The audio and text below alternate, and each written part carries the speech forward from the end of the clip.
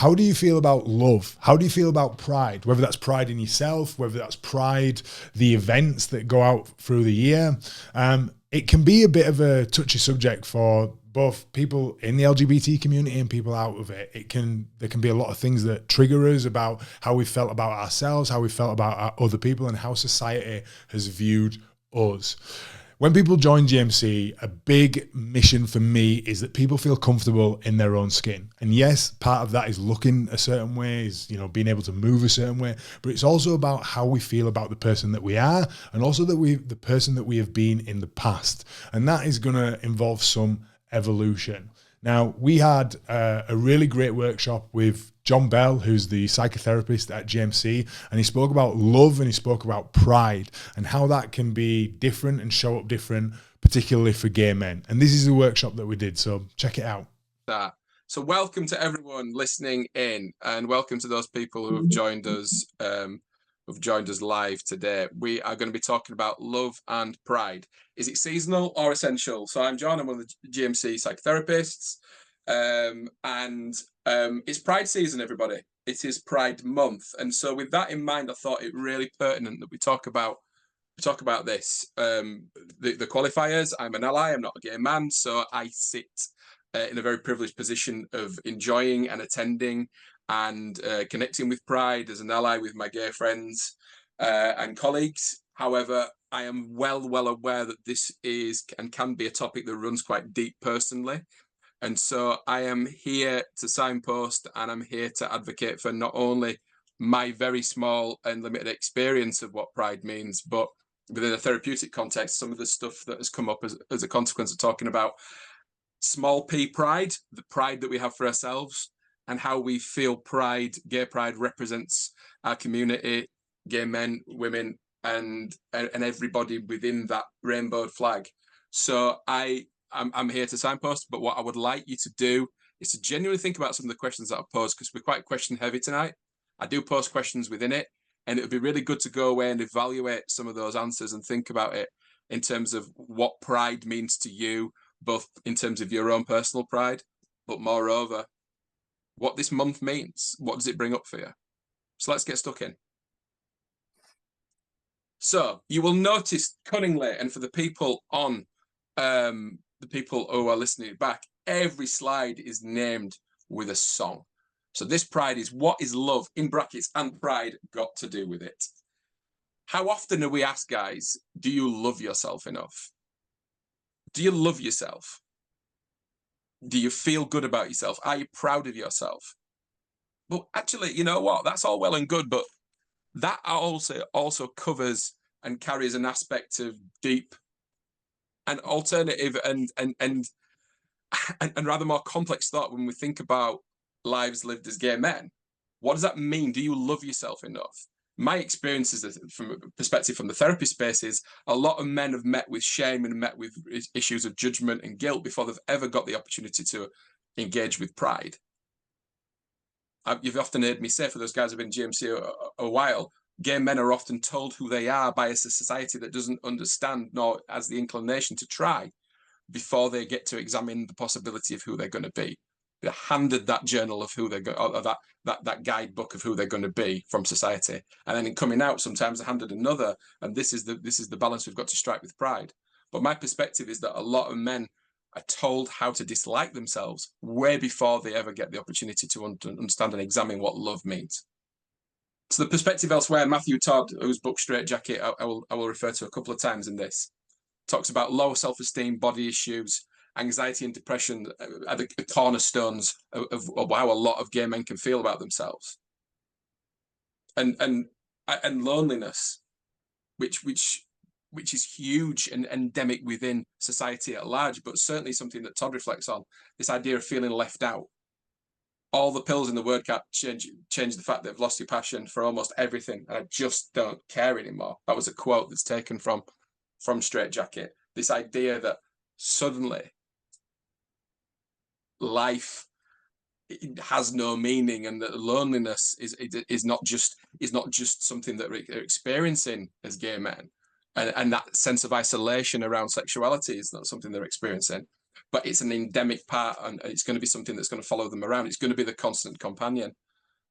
So within this prism of discovering one's sexuality and then growing up gay, self-compassion, love, and pride for oneself, they're surely survival tools, right? But you know what? Aren't we all special? And to quote Radiohead, you're so fucking special. I wish I was special. Are we not special as a community? Is it not special to identify and understand oneself as being not heteronormative, far from the madding crowd, less beige than the normal word perceives us? Isn't that a special trait? Walt Odets talks about this, and he says, all the diverse forms that true gay life has improvised constitute a special universe that should not be relinquished to meet the needs of expectations of a pathological society. That's a really, really, really complicated way of saying, fuck off, we've got our own way of doing this. I think that's a really, really, really lovely way. All the diverse forms that true gay life has improvised constitute a special universe that should not be relinquished to meet the expectations of a pathological society. It's such a powerful statement, but in itself, it brings up this question: is it special? Is it special? You know, the amount of bullshit that we're going to get, I'm going to talk about in a moment, around the idea that no one else celebrates themselves in the same sort of way. That's a real challenge. It's a real dilemma for not just straight people, but for gay people too, themselves. You know, it's not just the comeback that a lot of straight people have. It's that genuinely, what does assimilation and normality feel like? Is it okay to be exceptional? Is it okay to talk about one's exceptional nature, particularly when one's grown up feeling oftentimes quite ashamed of oneself? So special is quite auspicious to our sense of fitting in. We all want to fit in. Whether fitting in is a good thing or a bad thing, that's to be examined. Ultimately, we need to belong, but we want to fit in. In our early years, it's about assimilating. It's about not standing out for the wrong reasons. It's about going with the madding crowd. But being special means that we're going to stand out. Being special means that we are going to be seen. The rainbow flag is the rainbow flag for a reason. It's peacocking. It's there. It's there to be seen. It's there to make a statement. But what does special mean to you guys? Where was it taught, or where was it not taught? And how do we feel about standing out? It's really important, because a lot of conversations I've had with some gay men and gay women too around the idea of pride and gay pride is the auspicious nature of it. The fact that I will stand there and be seen for something that is just an aspect of who I am. It's not the whole of who I am. So why should my sexuality be revered, be shouted from the rooftops, and why should there be a day for it? And I've heard that from gay people, as well as a lot of the gammon-faced nightmares within the straight community who believe that anything that is flag waving is not as important as the stuff that they think is important. So, you know, is being auspicious counter to our sense of, it's certainly counter to our sense of shame, but is it counter to the things that we were told? So are you special? Well, you are, and you really aren't. You're really not special. We are all human beings. We are all going to live a life. We're all going to go through ups and downs. We are all going to meet people. We're all going to fall in love. We're all going to fall out of love potentially. Some of us will have family. Some of us won't. We will all die. You know, we are not special creatures, but our perspective and what we hold to be true and what we hold to be really important about that experience of similar creatures, that makes us unique. And assimilation is something that Matthew Todd talks about. And he talks about this idea that, you know, when people were, sorry, this is not Matthew Todd, actually. This is taken from a journal that I quoted. And he talked about assimilation around pride, and the fact that is that gay pride was the one thing that stood out that really, really upset straight people. So in a way to assimilate for the individual who wrote the journal was condemning gay pride was a convenient way for me to cram everything that straight people don't like about gay people into one symbolic event and then throwing it away. So I am more like you as a straight guy. I am more acceptable in my gay identity if I don't like the things that you don't like about it. This idea of being shoved down their throats and this hegemonic bullshit that is this idea of straight pride. We hear it all the time. And you know, I went to Pride this weekend. I went to York Pride, which is an event I feel extremely passionate about, both as an ally, but also as someone who was involved in an LGBTQ rugby team. It's a huge day for our family to go along, and the amount of shit I saw online from people posting on York Council and radio stations that were covering it about there's no straight pride. When do we get to march? You know, when do we get normal pride? When do we get this? And it was all I could professionally do not to go on there and write insulting words. But the thing is, it's still there. The sense that if you are not towing the norm, if you're putting your head above the parapet and saying, look at me, this is who I am, somehow that is worthy of comment and criticism. And I think, you know, in short, I think it's, once again, justification why there should be pride. But it needs to assimilate, this need to dumb down our light lest we catch the flack for it, is not just something that's a worry. It's a lived experience for a number of gay people. It happens all the time. We're still aware of assaults and hate crimes against gay people within our communities. And that fear of being too different is something that we're hardwired to protect ourselves again. So is special a good idea? So what we're going to do, and we can dance if we want to, guys, because that's all we can do. We've got an opportunity here, and certainly within 2024, while the society is how it is, and there are still huge difficulties, and there are complications still, the journey is not over for a lot of people. So many people opt in and opt out of gay pride because there has been a level of improvement that objectively is far better than it used to be. And that option to go absolutely directly correlates with what it wasn't Isaac Newton's intention, but he said, if I have seen further, it's by standing on the shoulders of giants. There were people who marched because it was a threat to their existence and their rights if they didn't. It was a threat to their essence of who they were. They were defending their right to be gay. They were defending their right to be seen. They were defending their right to equality and equity. So right now, even though there are endemic problems within the community, which I see both as a therapist, as an ally, things have moved on. Things are better. So we get to stand on the shoulders of the people who came before, and we get to choose whether pride is going to be something that we're going to integrate into our life, or it's something that we're going to stand away from. And I've heard both. I know people within GMC who are hugely passionate about pride. I know people in GMC for whom pride is the last thing that they would go to. But isn't pride in 2024 a tribute to those who came before? To activists, campaigners throughout the ages, and the Stonewall rioters of '69. Isn't that why people notionally should go? Because your right to not go and still live a relatively comfortable life, if you do, has been given by people who came before. Do we not dance freer because of what they stood for? And examining your own gay identity, guys, and the extent to which we believe that you've got one, what role do those who've struggled before us play in that appreciation? Do we ever think about that? Do we ever raise a toast? Do we ever say thank you? Or are we ambivalent? Do we not see that as part of our identity? Because actually it's okay. You are responsible for yourself, and you are absolutely, it's something that comes up a lot of the time. You are responsible for yourself far more than you're responsible for your role as a gay person within a gay community. That is an optional extra that you can invite into your life should you choose, and more power to your elbow if you do.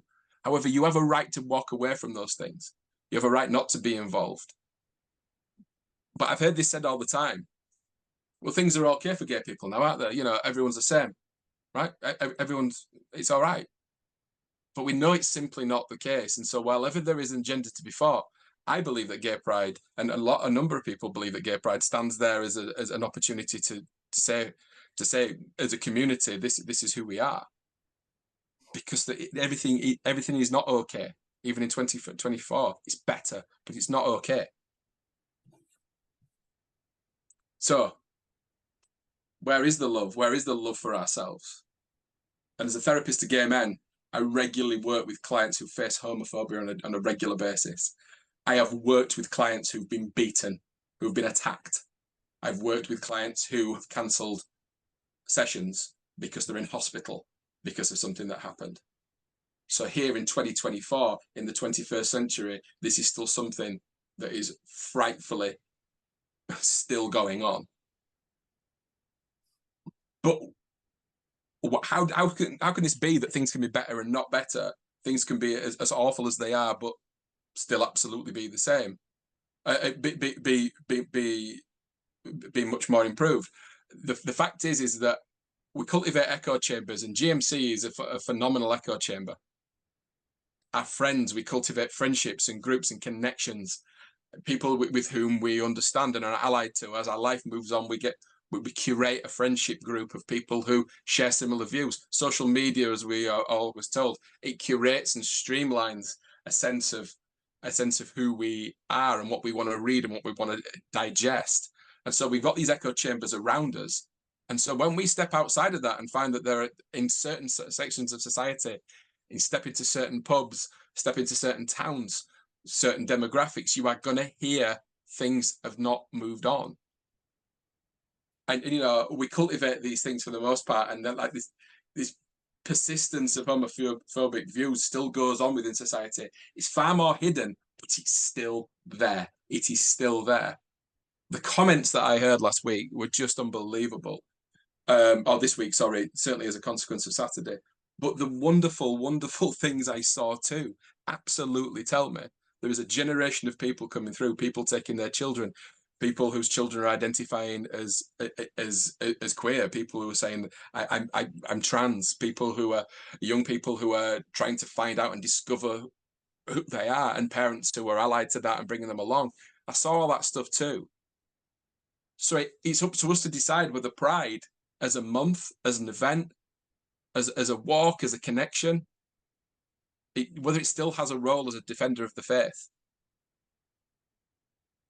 But a conversation that I have all the time is money talks, and money talks potentially too loud within Pride, within the gay Pride movement. The commercialization of this, the rainbow washing of big businesses. You know, London Pride sponsored by Barclays. It becomes too commercialized, whatever that means. But I ask you a question here. Isn't multinational and local authority involvement proof that gay visibility is a place that the Stonewallers aim for? Isn't that one of the things that ultimately people would have fought for? An idea that businesses wouldn't be organizations that would fire or ignore the rights of gay people, instead would create equality, diversity, and inclusion departments, would start to support people who felt marginalized, and would revere movements like Pride. Or our businesses just, I'm just spelling there, our businesses just chasing the gay economy. That's something we've got to decide, particularly when we're looking at our moral convictions around whether Pride's something we want to be involved in. And this inclusivity, isn't this what everyone wanted, this inclusive nature? Well, no, if you look at Odets actually says that actually there's a separate society that goes on where people who've got lived experiences around the experience of being gay and growing up gay and being an adult gay man or woman, that belongs to something that we don't want. Blanket inclusivity. Actually, what we want is the right to get on with our lives. And gay Pride, actually, there's a threat of it being hetero washed with, you know, people like me taking their wives and their children to gay Pride, you know, a family event atmosphere, or, you know, this dilution of family event atmosphere. Reasons why a lot of gay men say they don't want to go to Pride anymore. It's lost what the meaning was. So it becomes a good day out. And that is an opinion that's often rattled around. It's not one that I share, for the record. However, it's certainly a legitimate argument for those people who've decided to turn away from what was something that was a big part of their lives. But where do we educate and display tolerance and love for one another? And like I said, at the weekend and every year that I've been to Gay Pride, and I have been to London, I've been to Manchester, and I've been to York 4 times now. Every year I've seen people who I know, as a consequence of the education and the experiences they're getting at Gay Pride, are going to grow up that little more tolerant, that little more loving, that little more understanding. And in a world where you turn the news on and everything is hateful, that kid walking down the street with the rainbow paint on his cheeks is one less kid that I hope that we have to worry about. Doesn't pride play a role in all this? Isn't this what we're after? So, I want to make a statement about belonging. And Walt Odette says this: we're never completely free of shame acquired in childhood, adolescence, and early adult life. And the mere assertion of gay pride doesn't undo it, it hides it. We've just had a mindset reset now where we talked about the potential for glib nature of, oh, be proud, be proud, be proud. Pride is something to be done. It's not just be posted about or even just talked about. It's pride is something to be done. It's around experiences. It's around acknowledgement. It's about being seen. Keegan did an amazing post this week where he talked about straight until proven otherwise, that the world is still heteronormative. It's still this default setting of see a guy, talk to him, ask him how his girlfriend is, or, you know, assume that he's straight. And I thought it was lovely because it absolutely examined that thing that it doesn't matter who you are, it doesn't matter how you project. People are going to make assumptions about you, and they're going to make assumptions about you that fit in with their way of seeing the world. And surely pride sits within a canon of actions that absolutely give you the opportunity to say, this is who I am. I worked with an individual who gave me explicit permission to quote them. It's not a GMC client, but it is a gay man. It's a gay man that I proudly stood alongside on Saturday when we attended. And he told me his experience of attending Manchester Pride a couple of years ago. He said, I looked around, and for the first time in my life, as far as I remember, I thought everyone was gay. I know it's not normal in the way that not everyone is black or white or straight. But in that moment, I can't tell you the warmth and pride it brought me. I belonged. And he said, yeah, and quote me. I belonged. In a life that is full of pressure of fitting in, to look to your left and your right and to your front and the back of you and understand that everyone around us truly understands our lived experience. That's exceptional. That either these people have got a lived experience of being gay or are there and stand shoulder to shoulder with us because they support us in our understanding that life is difficult. I think that's pretty beautiful. And I'm so proud of this individual and so honoured that I was able to include their words in tonight's workshop. Charles Bukowski said, can you remember who you were before the world told you who you should be? And this is never more true for gay men who are handed the book of who they should be and how they should conform at a really early age, often well before they've examined the possibility or the practicalities of their sexuality. I believe that pride as a feeling, but as something to be done, and not necessarily just gay pride, but anything that advocates a sense of fullness, is absolutely what you should be doing. This is where we get the fullness of our own lived experience. Can you remember who you were before the world told you who you should be? I often tell clients to remember that younger version of themselves. If childhood was happy, remember that younger version of self who did things out of curiosity, out of joy, out of pride, before the world came along and knocked that stuff out of us. We've got to get that stuff back in. And there ain't anything more joyous in my experience than pride. And I will say this now as a straight man. We don't need pride. We don't need pride. Because my existence as a straight man was never, ever challenged in that same way. It's absolute bullshit, this idea of an exceptionalism that isn't deserved. It absolutely is deserved. I remember someone telling me about this idea that they would always have to let off the unexploded bomb that was their sexuality and duck for cover. I never had that experience. It was absolutely accepted. And I still found my love life trying and difficult and challenging and upsetting and heartbreaking without any social judgment on that. So we don't need pride.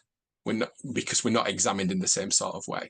Because pride only becomes vital when shame is an inherent part of our lived experience. Now, it's an inherent part of the human experience. But for the aspect around which being gay is challenged, I think the counterpoint, being pride, is absolutely vital. And I challenge you all to find your pride, guys. It needn't be a march. It needn't be an event.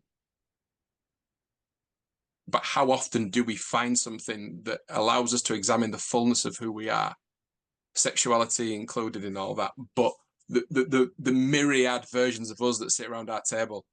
Pride is done as much as it's something that can be felt. We've got to find ways in which we can examine and experience and extol the virtues of our inner pride. And if that means walking down the street, arm in arm with our brothers and sisters and waving our flags, so be it.